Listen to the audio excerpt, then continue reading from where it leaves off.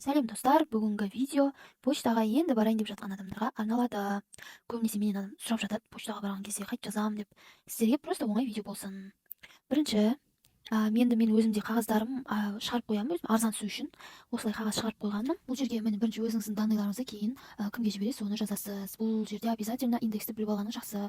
Сосын почтаға келесіз, живой очередь болса живой аласыз, ал талонмен болса талонмен аласыз. Осылай күтіп отырып сіз почтаның өзінен мынандай пакетик сатып аласыз, или мен сияқты үйден алып сразу дайындап келеді. Сөйтіп кассаға барып осылай ақшасын төлейсіз. Енді бағасына келетін болсақ, салмағы бір килоға жетпейтіндей, 1,5 кило болатын болса, ол где-то 1000 теңге алынады.